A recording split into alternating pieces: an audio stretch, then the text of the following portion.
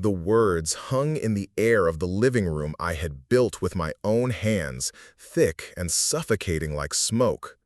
"My wife's family will live in your house," my son Leo had said.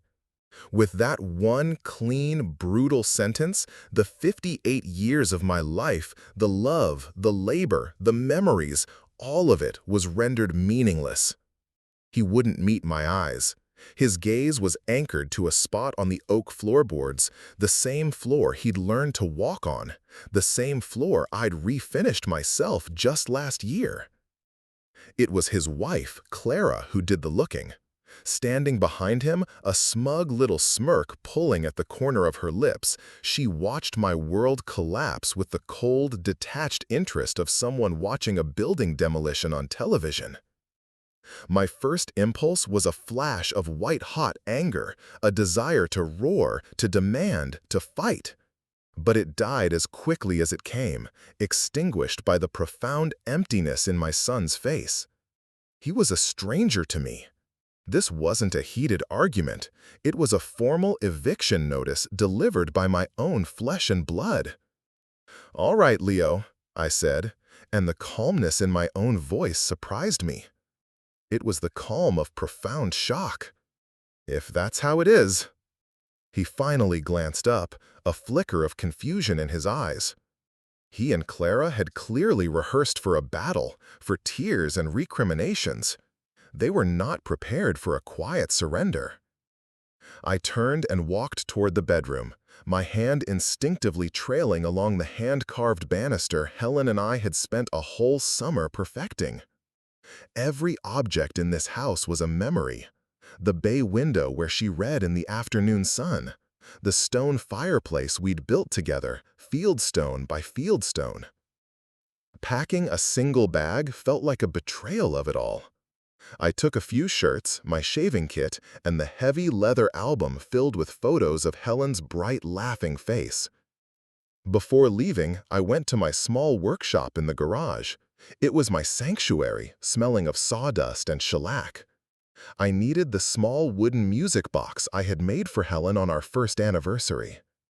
As I reached for it on a high shelf, my arm jostled a stack of old blueprints. A single, crumpled piece of paper detached itself and fluttered down, landing face up on my workbench. I stared at it. The logo was glossy and ostentatious. Prestige Kitchen Designs. It was a detailed quote itemizing the destruction of our kitchen. Demolition of existing cabinetry and tile, one line read. Installation of Bianco Antico Marble Island. Sub-Zero integrated refrigerator. It was a vision of cold, sterile luxury, designed to erase every trace of the warm, sunlit room where Helen had taught Leo to bake cookies. The quote was dated 2 months ago. And at the top, the client name was listed in crisp, clear type. Clara. My blood turned to ice. This wasn't a whim. This was a premeditated attack. For months, while I thought I was living with my son, I was actually living with the enemy, a quiet, smiling conspirer plotting to tear my life down to the studs. The motel room was a beige box of despair. The fluorescent light in the small bathroom hummed a miserable, incessant tune.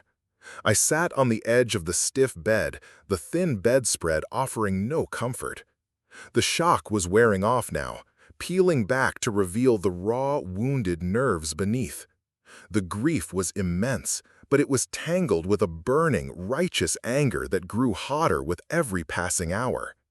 They hadn't just asked me to leave. They had plotted my exile. The next morning, I used the motel phone to call David. "David, it's Arthur," I said, my voice hoarse. "I'm in trouble, deep trouble." I laid it all out for him. The eviction, Leo's vacant stare, Clara's smirk, and the final, damning evidence of the crumpled kitchen quote. The silence on the other end of the line was long and heavy. "The little vultures," David finally spat, his voice laced with a venom that was strangely comforting. "Arthur, don't you move. Don't talk to them. I'm on it. We're going to find out what's really going on here." That night, a morbid curiosity I couldn't control drove me back to my street. I parked under the shadow of a large elm tree and looked at my house. It was ablaze with light. A new, flashy SUV I didn't recognize, Clara's parents, no doubt, was parked in my driveway.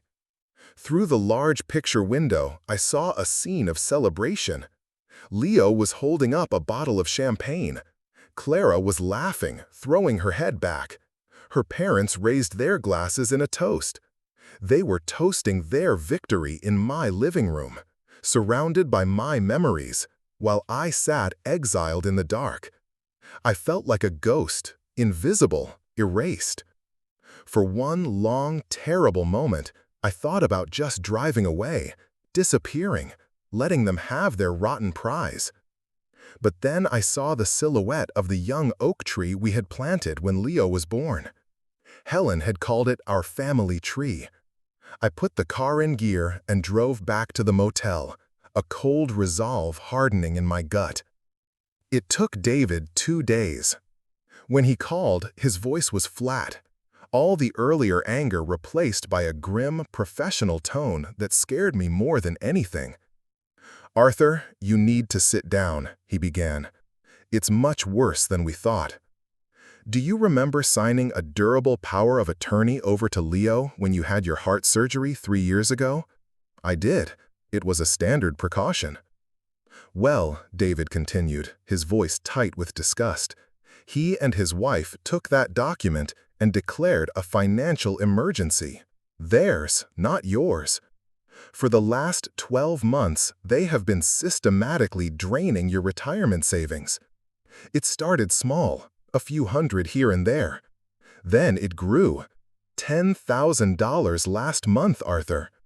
The stated reason on the transfer was essential home maintenance. I have a feeling it wasn't for this house." I sat onto the bed, the phone feeling like a lead weight in my hand. The full scope of their plan was suddenly horribly clear. It was a methodical, two-pronged attack. They had bled my future dry in secret, and now they were seizing my past, the house, to leave me with absolutely nothing. The betrayal was not a single act. It was a masterpiece of cruelty. The news should have broken me. Instead, it forged my grief and anger into a single sharp point of purpose. I looked at my reflection in the cheap motel mirror. The tired, heartbroken old man from yesterday was gone. In his place was someone I hadn't seen in a long time, a strategist, a fighter. The warmth I'd held for my son was gone, replaced by an Arctic calm. He wasn't my son anymore. He was the opposition. "David," I said into the phone, my voice steady and clear. "They used greed as their weapon. We'll use their own greed as the trap." David was quiet for a moment. "What do you have in mind, Arthur?" he asked, a hint of respect in his voice. "A straightforward lawsuit will take years. I want justice, and I want it now." Our plan was born from their own character flaws. Their insatiable, grasping avarice would be the hook, the line, and the sinker. The bait would be me. The first step was to seed a rumor. I called a distant cousin, a woman whose capacity for gossip was legendary. I played my part perfectly, my voice trembling as I recounted a fabricated story. My dear Helen, I explained, had a secret.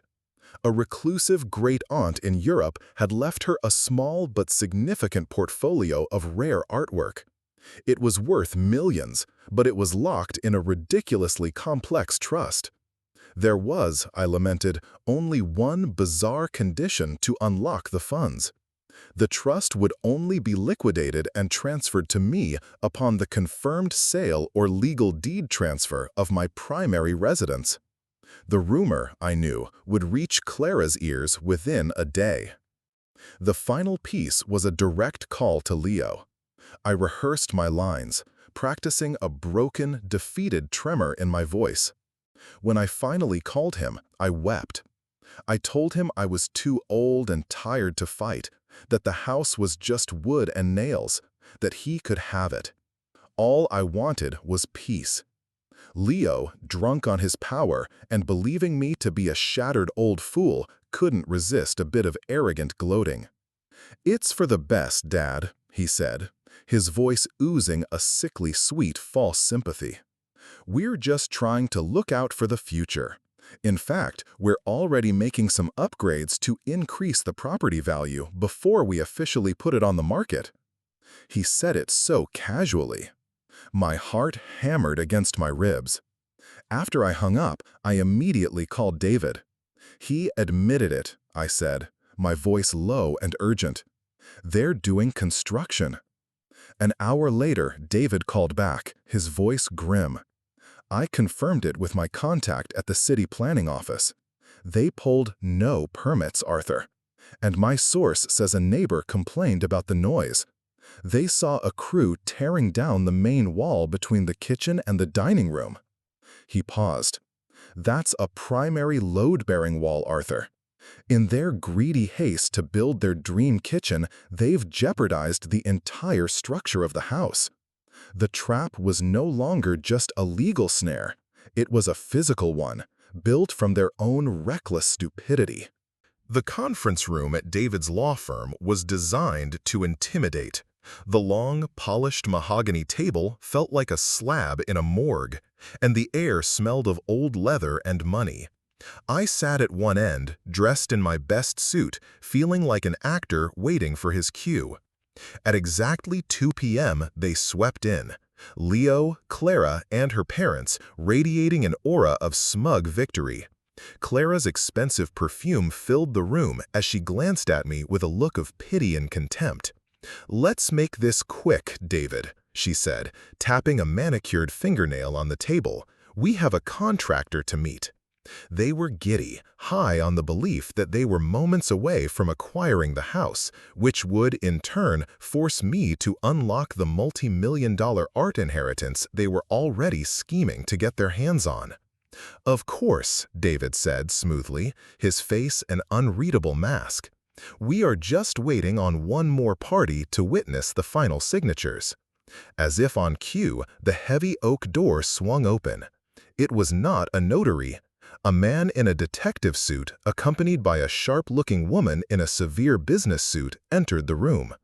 "Leo and Clara?" the detective asked, his voice calm and authoritative. They both nodded, a flicker of confusion crossing their faces.